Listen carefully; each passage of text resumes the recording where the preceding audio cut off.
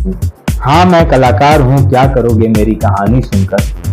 आज से कई साल पहले आज से कई साल पहले होनी के बिठाने से कैसा प्याला पी चुका हूँ जो मेरे लिए जहर था और औरों के लिए अमृत। एक ऐसी बात जिसका इकरार करते हुए मेरी जुबान पर छाले पड़ जाएंगे, लेकिन फिर भी कहता हूँ कि जो पाइथागोरस थ्योरम था, उसको पाइथागोरस थ्योरम से पहले उसको महर्षि बौधायन ने, जो भारतीय गणितज्ञ, भारतीय ज्योतिषाचार्य थे, उन्होंने अपने शिल्व सूत्र नामक रचना में उसकी व्याख्या की थी। और पाइथागोरस 580 ईसा पूर्व 580 ईसा पूर्व पैदा हुए थे।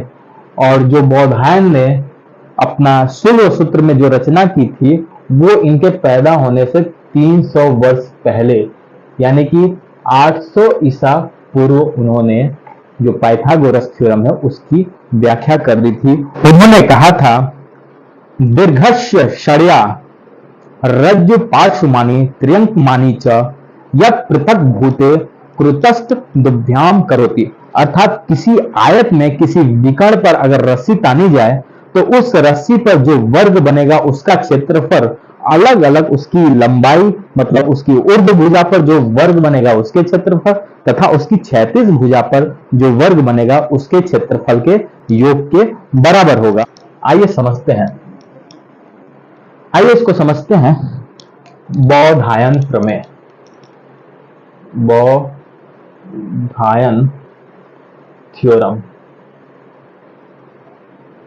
जो बाद में चल के पाइथागोरस प्रमेय के नाम से, पाइथागोरस प्रमेय के नाम से फेमस हुआ। एक्चुअली एक बार महर्षि बौधायन एक व्यक्ति की कुंडली बना रहे थे। कुंडली ऐसे आयताकार होती है। कैसे होती है? आयताकार। इस कुंडली में ऐसे दो विकर्ण होते हैं और इसको ऐसे मिला देते हैं। ये कुंडली होते हैं। इसमें ये 1 से लेकर के 12 तक की संख्याएं होती हैं, जिसको ये घर बोलते हैं कुंडली में। और इसमें जो ज्योतिष विज्ञान के जानकार होते हैं, इसी को देख करके बताते हैं किस घर में कौन सा ग्रह बैठा है, उस हिसाब से कुंडली की व्याख्या करते हैं। तो महर्षि बौधायन ने क्या किया, इसी से सोचा कि अगर इस विकर्ण पर अगर रस्सी तानी जाए और इस पर वर्ग बना दिया जाए, तो जो इस पर बना वर्ग होगा वो इस भुजा पर बने वर्ग के क्षेत्रफल तथा इस भुजा पर बने वर्ग के क्षेत्रफल के योग के बराबर होगा। इसका मतलब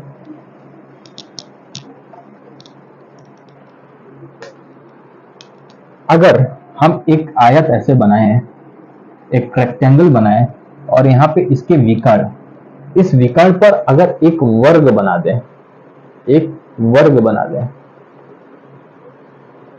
तो ये वर्ग का क्षेत्रफल इस भुजा पर बने वर्ग के क्षेत्रफल तथा इस भुजा पर बने वर्ग के क्षेत्रफल के योग के बराबर होगा। ये भुजा C है तो ये वर्ग है, तो ये भी C होगा, ये भी C होगा, ये भी C होगा।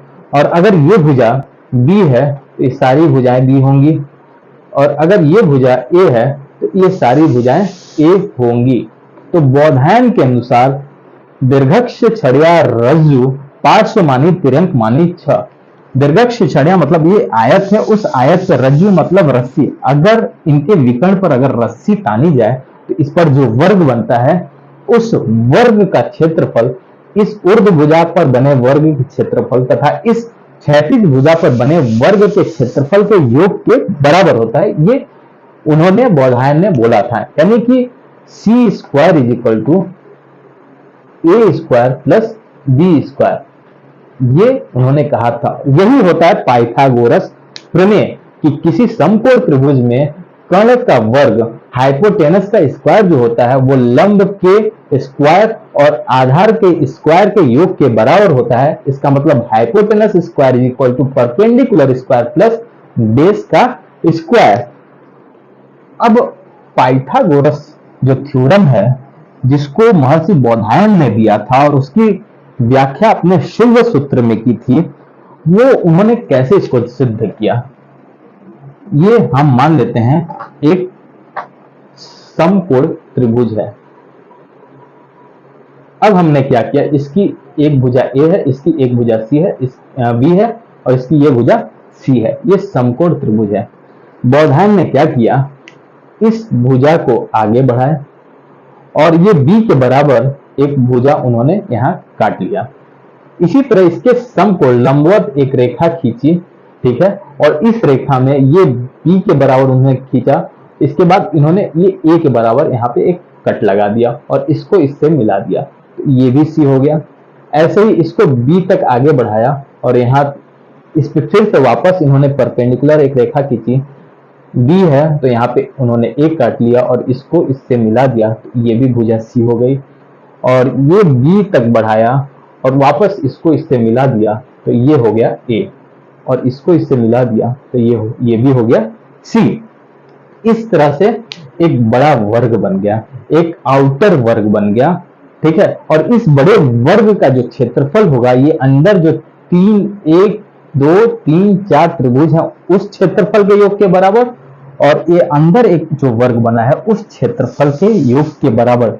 मतलब इस वर्ग का क्षेत्रफल प्लस ये चारों त्रिभुज का जो क्षेत्रफल होगा इस बड़े वाले वर्ग के क्षेत्रफल के बराबर होगा, यानी कि area of outer square is equal to. अब देखिए यहाँ पे ये जो चार त्रिभुज हैं सब में A B C A B C A B C A B C, यानी कि सबका क्षेत्रफल सेम होगा, यानी कि 4 into area of triangle plus area of inner square. अब देखिए एरिया ऑफ जो आउटर स्क्वायर, वर्ग का क्षेत्रफल क्या होता है, भुजा का वर्ग, यानी कि ये जो इसकी साइड होगी आउटर वाले वर्ग की वो a प्लस बी होगी, यानी कि a प्लस बी का whole square is equal to